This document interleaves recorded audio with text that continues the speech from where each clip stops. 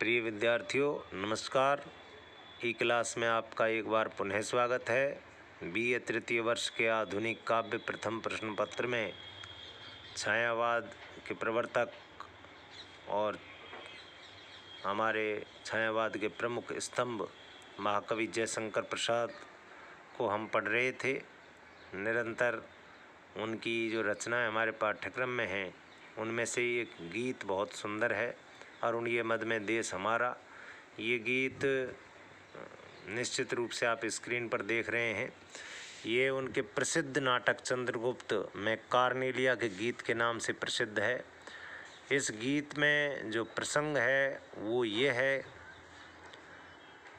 कि भारतीय सांस्कृतिक जो गौरव है उसके साथ साथ हमारे भारत देश की प्राकृतिक सुषमा का कवि ने बहुत ही सुंदर छायावादी शैली में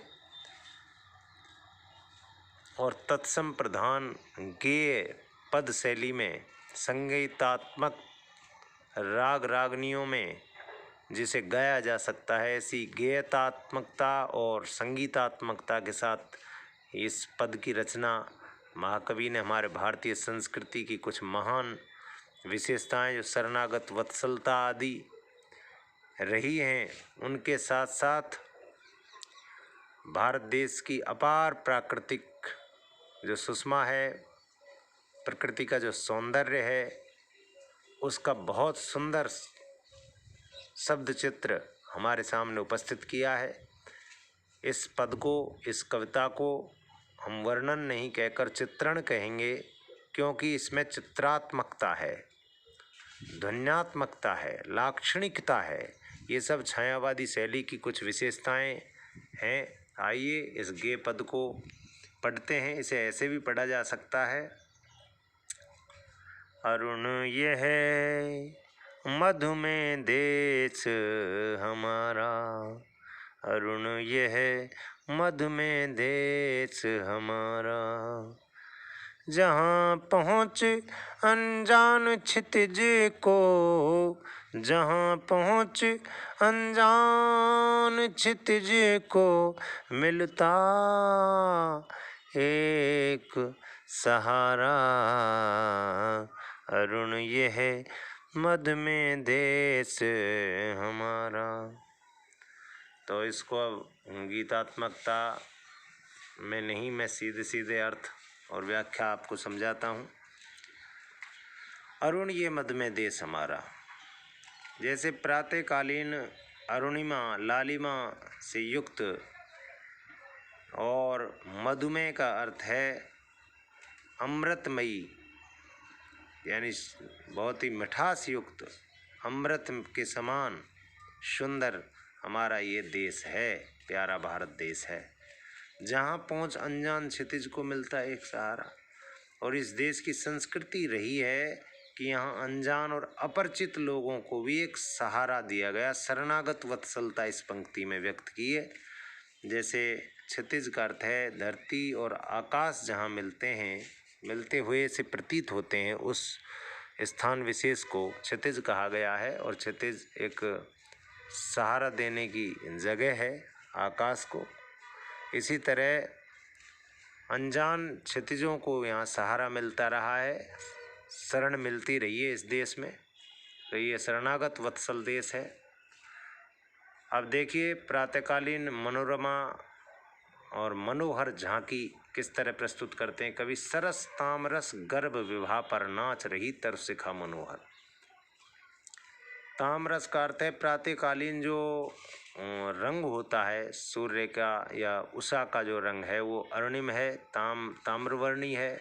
सरस का अर्थ है आनंददायी है। उस सरस यानी रमणीय लालिमा युक्त गर्भ विवाह पर जो पराग कण हैं कमलों में, जो ताम्रवर्णी कमलों में जो पराग हैं उनके अंदर पराग कणों पर, और तरु शिखा यानी पेड़ों की शिखाओं पर मन को हरण कर ले वाली मनोहर अरुणिमा जो है वो नाच रही, माने नृत्य कर रही है। कमलों के अंदर पराग कणों पर और पेड़ पौधों की जो किस्लें हैं उन पर अरुणिमा नृत्य कर रही है। छिटका जीवन हरियाली पर मंगल कुमकुम सारा। और हरियाली पर ये जो अरुणिम सूर्य की किरणें हैं प्रातःकालीन उषा काल के वातावरण में, ये लाल लाल किरणें, अरुणिम किरणें हरियाली पर ऐसे लग रही हैं जैसे मंगल विधायक कल्याणकारी कुमकुम लगा दिया गया हो। कुमकुम हमारी संस्कृति में जो एक अरुणिम रंग जैसा है और हमारी संस्कृति में मंगल विधायक है, शुभ संकेत सूचक है, शुभ मांगलिक कार्यों पर लगाया जाता है, इसलिए मंगलमय है ये भारत की संस्कृति। लघु सुर धन से पंख पसारे शीतल मलय समीर सहारे। और लघु का अर्थ है छोटे छोटे, सुर धन का मतलब होता है सुर देवताओं के धनुष यानी इंद्रधनुष। छोटे छोटे इंद्रधनुष जैसे ये पंखों को फैलाकर उड़ने वाले पक्षी, ठंडी शीतल ठंडी मलय मन मलयाचल की हवा के सहारे उड़ते खग, वो पक्षी जो उड़ते रहते हैं जिस ओर जिसकी ओर मुँह किए, समझ नीड निज प्यारा, अपना प्रिय घोंसला समझ करके उस ओर मुँह करके उड़ते रहते हैं। अर्थात यहाँ जो छोटे छोटे पक्षी हैं रंग बिरंगे, वो छोटे छोटे इंद्रधनुष जैसे दिखाई देते हैं और मलयाचल की शीतल हवा इस देश में बहती है। इस तरह का मंगलमय और शुभ आनंददायी वातावरण जिस देश का है, वहाँ पक्षी भी सायंकालीन समय में अपने घोंसलों नीड घोंसलों की ओर मुँह किए हुए उड़ते हैं। बड़ा सुंदर दृश्य है। बरसाती आँखों के बादल बनते जहाँ भरे करुणा जल।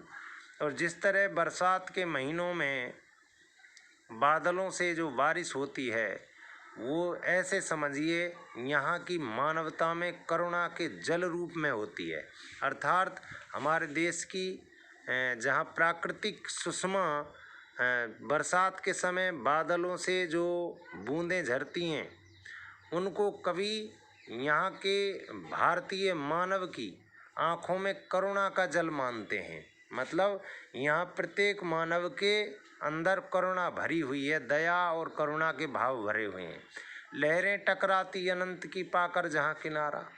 और अनंत शब्द का प्रयोग यहाँ सागर के लिए किया है, क्योंकि यहाँ भारत माता के पैरों को पखारने का कार्य सागर करता है।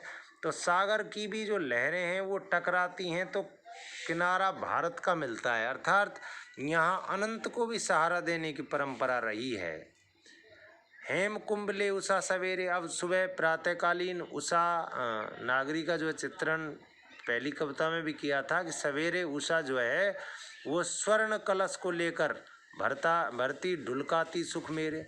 हमारे भारतीयों के सुखों को भरती और ढुलकाती रहती है।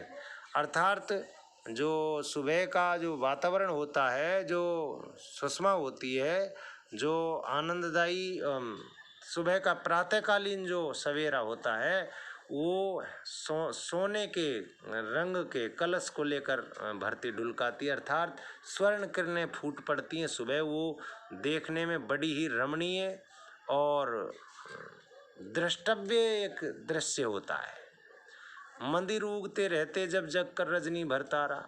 और ऐसा लगता है कि पूरी रजनी भर माने रात्रि भर तारे जो है जागरण करने के कारण सुबह मदमस्त ऊँगते रहते हैं। यानी उन्हें जैसे कोई व्यक्ति पूरी रात जागने पर सुबह ऊँगता है, यानी उसे निद्रा सताती है, कभी वो आंखें बंद करता है कभी खोलता है। इसी तरह आकाश में अंबर में भी तारे जो है टिमटिमाते हैं और वो तारों का टिमटिमाना कवि को लगता है कि रात भर के जागरण से श्रमित थके हुए तारे अब इस समय विश्राम चाहते हैं। तो यहाँ नीचे की जो दो पंक्तियाँ हैं उसमें प्रातःकालीन उषा का बहुत सुंदर वर्णन प्रसाद जी करते हैं। ये छायावादी शैली है जिसमें मानवीयता के साथ साथ प्राकृतिक सौंदर्य का एक रमणीय चित्र उपस्थित किया है हमारे सामने। तो यहाँ पर आप देख सकते हैं कि हमारा जो देश है वो अरुणिम और मधुमेह दोनों विशेषताओं से संपन्न है, जहाँ प्रत्येक व्यक्ति को, अनजान को भी सहारा मिलता है।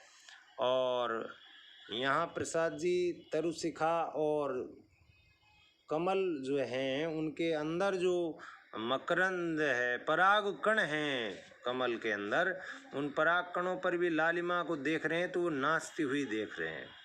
हरियाली जीवन या खुशहाली का प्रतीक है। तो इस तरह से जो है पक्षी जो रंग बिरंगे उड़ रहे हैं वो छोटे छोटे इंद्रधनुष जैसे दिखाई दे रहे हैं कि मलयाचल की हवा के सहारे वो उड़ रहे हैं। और वो शाम को अपने नीड यानी अपने घोंसलों में जब जाते हैं तो वो अपना घर समझ कर जाते हैं। बरसात के बादलों का चित्रण, बारिश का चित्रण जो कवि ने किया है वो करुणा के जल के रूप में उन्हें स्वीकार करते हैं कि हमारे यहाँ जो बरसात होती है वो भी ऐसे समझिए कि जैसे किसी भारतीय व्यक्ति के करुणा और दया का भाव हो। ये करुणा के जल हमारी आँखों में हमेशा रहते हैं। और हमारे यहाँ समुद्र जैसे विशाल जो है एक अनंत को भी अपनी लहरों से टकराने का मतलब वो किनारा पाती हैं, सहारा पाती हैं। उषा सवेरे कालीन जो सुबह सुबह प्रातःकाल का जो उषा का जो वातावरण है वो बहुत ही सुंदर है, क्योंकि वो सूर्य किरण रूपी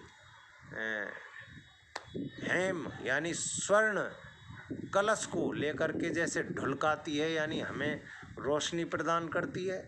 और उस समय तारे जो है रात भर जागरण करने के कारण कवि को ऐसा प्रतीत होता है कि वो तारे अब ऊँघ रहे हैं, टिमटिमा रहे हैं, अर्थात उनकी जो प्रकाश है, जो दीप्ति है वो फीकी पड़ रही है और प्रातःकालीन हो रहा है।